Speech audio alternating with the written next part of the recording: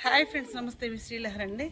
ఈరోజు చక్క మన కాశీపచ్చల కూరలో అనుకున్నానండి. ఇది చూడండి, నిన్న మా అమ్మగారు పంపించారండి. ఎంత ఫ్రెష్గా ఉంది, నిన్నైతే ఇంకా ఫ్రెష్గా ఉందండి. నిన్న కూర ఉండేసి వచ్చేసరికి చక్క ఇది కూర చేసుకోవచ్చు, పచ్చడి చేసుకోవచ్చు. ఆరోగ్యం అయితే చాలా మంచిదండి ఆ కూర. ఇప్పుడు దీన్ని శుభ్రంగా బాగు చేసుకొని చక్కగా చిన్న చిన్న ముక్కలుగా తరుక్కుందామండి. ఇదిగోండి, చక్కగా ఆ కూరని నీళ్ళలో శుభ్రంగా కడిగి చిన్న చిన్న ముక్కలుగా తరుక్కున్నానండి. ఇదిగో 4 ఉల్లిపాయలు తీసుకొని చక్కగా నీటికి కడిగి ముక్కలు కోసాను. పచ్చిమిరకాయలు కూడా అదే విధంగా కోసుకున్నానండి. దానికి కావాల్సిన మిరపకాయలు, ఎల్లిపాయ జీలకర్ర కొట్టుకున్నానండి, చింతపండు, పసుపు, గల్లుప్పు. ఫస్ట్గా ఏం చేద్దామంటే ఎల్లిపాయ జీలకర్ర వేసుకుందామండి. మనం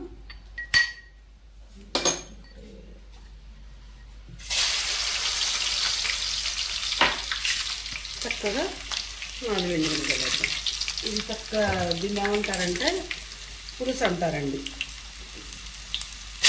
పచ్చిమిరపకాయలు, చక్కగా ఎల్లిపాయలు జీలకర్ర వేసిన కదా టమాటా వాసన ఉల్లిపాయ ముక్కలు వేస్తున్నాం. ఉల్లిపాయ ముక్కలు పెద్దగా ఏం చేశారంటే ఈ ముక్కల్లో పులికి చక్కగా ఉల్లిపాయ ముక్కలు పడుతుంది. అందుకని ఉల్లిపాయ ముక్కలు కొంచెం పెద్దగా కోస్తున్నాం.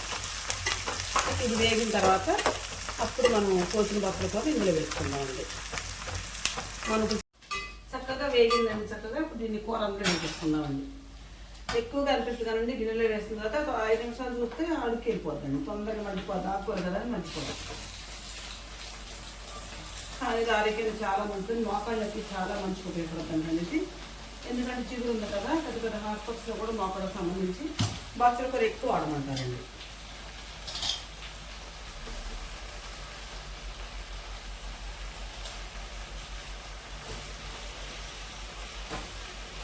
ఇందులో కొంచెం పసుపు వేసుకుందాం.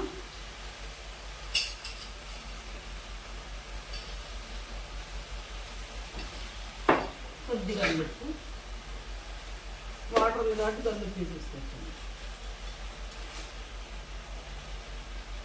దీనిపైన చక్కగా కడిగి పెట్టుకున్న చింతపండు,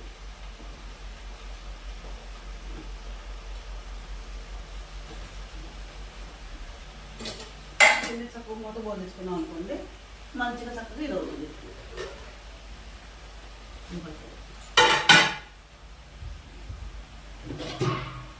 దీన్ని చక్కగా మనం మూత పోలిచ్చేసుకున్నామండి.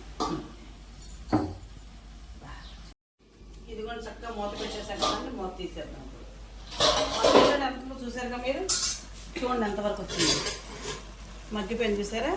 ఇప్పుడు ఈ చింతపండుతో పాటు మనం ఇదే విధంగా దీన్ని చక్కగా చింతపండు నొక్కుంటూ ఇట్లా మెతకాలి కూరని. చింతపండు గుజ్జు గుజ్జుగా అయిపోవాలండి. అసలు పుల్లగా చక్కగా జిగురు జిగురుగా టేస్ట్గా ఎంత బాగా తెలుసండి, చాలా బాగుంటుంది. నేను చిన్న పిల్లప్పుడు అంటే మా అమ్మగారు మా నాయనమ్మ వాళ్ళు కూడా ఎక్కువ చక్కగా బచ్చల కూర చట్నీ పచ్చడి చేసేవారు.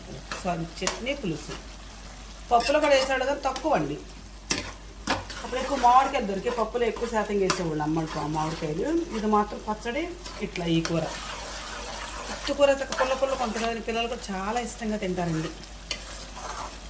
చక్క దీన్ని ఇట్లా దగ్గరగా మగ్గనించుకున్నాను. ఒక పావుగంట మధ్య తిప్పేసుకోవడం. ఇది వేసే పనే ఉండండి. నేను చేసే విధానం మీకు నచ్చితే నాకు ఒక లైక్ ఇవ్వండి. Please subscribe.